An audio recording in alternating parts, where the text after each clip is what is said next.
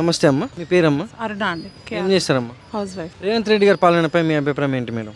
Present అయితే బాగాలేదు, అందరి అభిప్రాయం ఇది, కానీ ఎవరు చెప్పలేకపోతుర్రు. నేను చెప్తున్నా అంతే. ఇప్పుడు ఆ బస్ అని పెట్టిండు కానీ అంత మంచిగా అనిపించట్లేదు.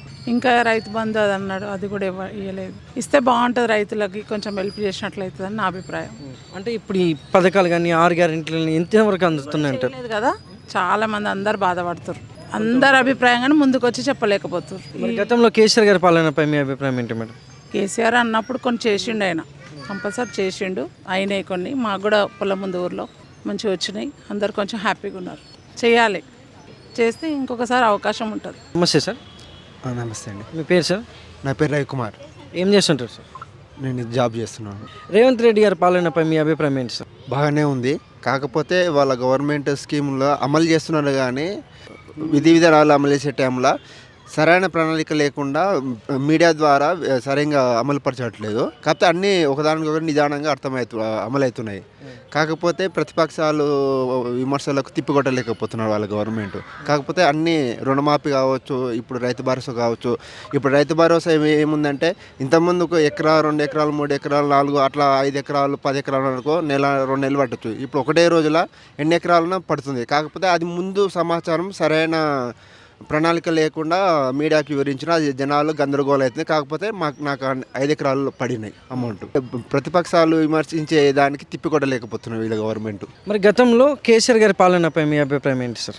అతని పాలన కూడా బాగానే ఉంది. కాకపోతే ఈ రైతు బంధు విషయంలో 100,000 ఎకరాలు ఉన్న వాళ్ళు కూడా డబ్బులు ఎక్కువ ఖర్చు చేశాడు. అన్ని ఒక ఎడ్యుకేషన్ లోపించింది కేసీఆర్ ఉద్యోగపరంగా. నమస్తే సార్. నమస్తే అండి. మీ పేరు సార్? నా పేరు నాగేంద్ర. ఏం చేస్తుంటారు సార్? నేను సాఫ్ట్వేర్ ఇండస్ట్రీ. రేవంత్ రెడ్డి గారి పాలనపై మీ అభిప్రాయం ఏంటి సార్? రేవంత్ రెడ్డి గారి పాలనలో software industry and Sridhar Babu గారి పాలనలో సాఫ్ట్వేర్ ఇండస్ట్రీ చాలా దూసుకెళ్ళిపోతుంది.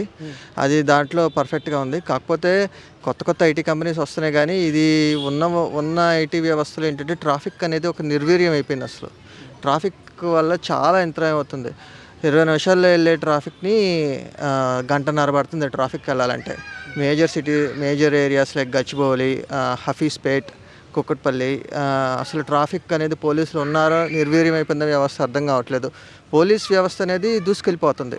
తెలంగాణ పోలీసులు అనేది ఇంటర్నేషనల్ వైజ్లో తన సత్తా చాటుతుంది. కానీ ట్రాఫిక్ పోలీసులు ఎక్కడైతే అవసరం లేని చోట 4-5 ఉంటున్నారు, అవసరం ఉన్న చోట జస్ట్ వాలంటీర్స్ పెట్టేస్తున్నారు.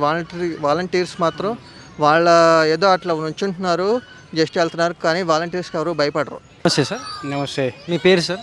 సంగారెడ్డి. ఏం చేస్తుంటారు సార్? పొలిటీషియన్. రేవంత్ రెడ్డి గారి పాలనపై మీ అభిప్రాయం ఏంటి సార్? ఇప్పుడే పాలన గాడిలో పడ్డది, టైం పడుతుంది. కానీ కాకపోతే ఏంటంటే 6 గ్యారెంటీలు అమలు చేస్తేనే రేపు కాంగ్రెస్ పార్టీకి భవిష్యత్తు, లేకపోతే భవిష్యత్తు లేదు. చాలా హామీలు ఇచ్చారు ఎన్నికలలో, 420 హామీలు. మహిళలకు, అమ్మాయిలకు స్కూటీలు ఇస్తాడు, రకరకాల హామీలు ఇచ్చారు. కాబట్టి హామీలు నిలబెట్టుకుంటేనే ఏ పార్టీ అయినా అధికారంలోకి వస్తుంది. హామీలు మర్చిపోతే రేపు మళ్ళా పాత రోజులే వస్తాయి. అది దృష్టిలో పెట్టుకొని పాలన చేయాలి. మరి గతంలో కేసీఆర్ గారి పాలనపై మీ అభిప్రాయం ఏంటి సార్? కేసీఆర్ గారు కూడా కొన్ని తొందరపాటు నిర్ణయాలు తీసుకోవడంతో ఫెయిల్ అయిండు.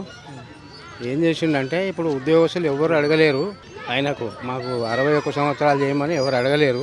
ఆయన ఇష్టమైన నిర్ణయించుకొని విద్యార్థులకు గొంతు కోసిండు కాబట్టి ఆయన ఫెయిల్ అయిపోయాడు.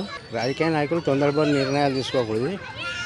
మళ్ళీ ఏమైందంటే రాజకీయంగా కూడా ఆయన కొన్ని తొందరపాటు నిర్ణయాలు తీసుకుంటూ ఈటెల రాజేందర్ను పార్టీ నుంచి సస్పెండ్ చేయడం కాకుండా వెంటబడి ఆయనను బాగా ఇబ్బందుల పాలు చేయడంతో పబ్లిక్లో బీసీలలో విసుగొచ్చేసి బీసీలు కొంతవరకు ఈటెల రాజేందర్కే సపోర్ట్ చేశారు, పార్టీకే యాంటీ చేశారు. కాబట్టి ఏదున్నా రాజకీయ నాయకులు తొందరపాటు నిర్ణయాలు తీసుకుంటే కేసీఆర్కి పట్టిన గతే పడుతుంది. నమస్తే సార్. నమస్తే. మీ పేరు సార్? హరీష్ అండి.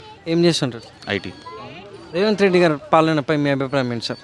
అంటే వీళ్ళు వచ్చి 1 year అవుతుందండి. కంపేర్ టు టీఆర్ఎస్ గవర్నమెంట్ వాళ్ళు 10 years ఉన్నారు కాబట్టి, దట్టు స్టార్టింగ్ నుంచి గవర్నమెంట్ ఎస్టాబ్లిష్ చేసిన వాళ్ళు. సో దాంతో వాళ్ళకి తెలుసు అనమాట. సో ఫ్రమ్ అంటే బాటమ్ టు అప్పర్ అంటే ఎలా ఉంటుంది, గ్రౌండ్ లెవెల్ ఎలా ఉంటుందని మొత్తం వాళ్ళు చూసుకున్నారు లీడర్స్తో కానీ అంతతో కూడా. బట్ ఇప్పుడు ఈ కాంగ్రెస్లో ఏంటంటే అసలు ఎక్స్పెక్ట్ చేయలేదు, అండ్ ఈవెన్ పబ్లిక్ కూడా కాంగ్రెస్ వస్తుంది ఎవరు ఎక్స్పెక్ట్ చేయలేదు. సో ఇంకా అంటే కరెక్ట్గా కొన్ని స్థానాల్లో కరెక్ట్ ఎంపీస్ కరెక్ట్గా లేరేమో అనిపించింది. అంటే అడ్మినిస్ట్రేషన్ కానీ అంతా కూడా. బట్ ఓవరాల్గా అయితే వెళ్తున్నారు. బట్ ఇంకొంచెం టైం ఇవ్వాలి. అలా అని చెప్పి మనం ముందుగానే డెసిషన్ తీసుకోకూడదేమో. బట్ కొంచెం టైం ఇస్తే బాగుంటుందని మాకు కూడా అనిపించింది. అంటే అలా అని చెప్పి ఇప్పుడు ఐటీలో సపోజ్ కేటీఆర్ ఉన్నా కూడా కొత్త ప్రాజెక్టులు వచ్చాయంటే మేము అనుకుంటున్నాం కదా, ఐటీగా ఆయన ఐటీ మినిస్టర్గా చేశాడు, చాలా ప్రాజెక్టులు వచ్చాయి, చాలా కంపెనీస్ కూడా వచ్చాయి. సో బట్ ఇప్పుడు ఈ గవర్నమెంట్ వచ్చిన తర్వాత మనం ఏమి వినలేదు ఒక కొత్త కంపెనీ వచ్చిందని, వాళ్ళు కొత్త కంపెనీ ఇనాగ్రేషన్ చేశారని, కానీ మనం ఏమి వినలేదు కదా. అంటే 1 year అయిపోయింది ఆల్మోస్ట్.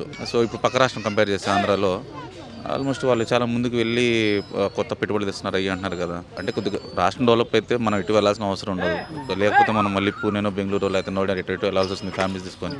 ఆ ప్రాబ్లం రావద్దు అని మా అందరి కోరిక. సో చూద్దాం, ఇంకొంచెం ఒక 1.5 years చూద్దాము. అప్పుడు కూడా లేకపోతే గ్రౌండ్ రియాలిటీ కూడా అర్థమవుతుంది కదా, వాళ్ళు ఇస్తున్న హామీలు కూడా ఇంకేమీ అవ్వలేదు.